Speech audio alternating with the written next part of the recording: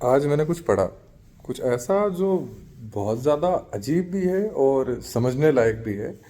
मैंने ये पढ़ा कि एक नेता की सैलरी कैसे तय होती है। आपके हिसाब से क्या होता होगा कि कोई एक ऊपर कमीशन बैठा है जो बैठ के तय करता है कि एक सैलरी जो है नेताजी की वो 60,000 रुपये होगी या 50,000 रुपये होगी या एक्स वाई जी जो भी हो।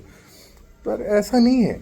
असलियत में होता ये है कि जैसे पार्लियामेंट में आप गए, पार्लियामेंट में मानिए कि दो पार्टीज बैठी है। एक पार्टी जो है वो अभी सत्ता में है, एक अगेंस्ट में है, दो पार्टी बैठी है।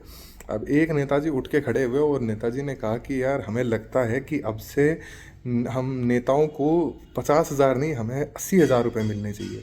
और हम अब से जो है हम गाड़ी रखेंगे सारे के सारे, जिसका खर्चा भी सरकार उठाएगी। और गाड़ी भी छोटी मोटी नहीं होगी, गाड़ी स्कॉर्पियो जैसी एक एसयूवी होगी, क्योंकि हमें सिक्योरिटी की बहुत ज़रूरत है, कोई ना कोई हमें मार सकता है। तो दूसरे नेताजी उठ के कहते हैं कि हाँ मैं इस बात से अग्री करता हूँ, मुझे भी लगता है कि ऐसा ही होना चाहिए।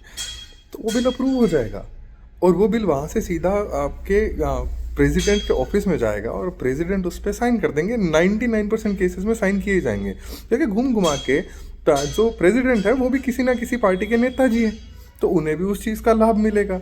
तो असलियत में हम में से कोई तय नहीं कर रहा है कि उनकी सैलरी क्या होगी, सैलरी वही तय करते हैं, हम सिर्फ खड़े होकर देखते हैं। और एक आम इंसान की सैलरी कितनी है, एक आम आदमी अपने मंथली टर्नओवर में अगर देखा जाए तो मेरे हिसाब से 40,000 रुपये के आसपास की इनकम रखता है एक एवरेज मिडिल क्लास आदमी।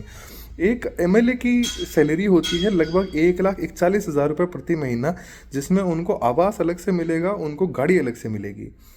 ये सिस्टम थोड़ा समझने लायक नहीं है।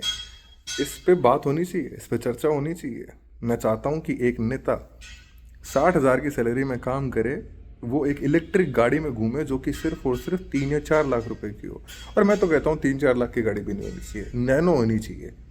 क्योंकि आपको हमें ऊपर उठाना है, हमें आपको ऊपर नहीं उठाना है, हमें आपकी प्रॉपर्टी बड़ी नहीं करनी है। हमें ये नहीं देखना है कि अब से नेताजी जो है जब शादी में जाएंगे तो स्कॉर्पियो से जाएंगे। हम नहीं चाहते नेताजी स्कॉर्पियो से आए, हम चाहते हैं नेताजी नैनो से आए।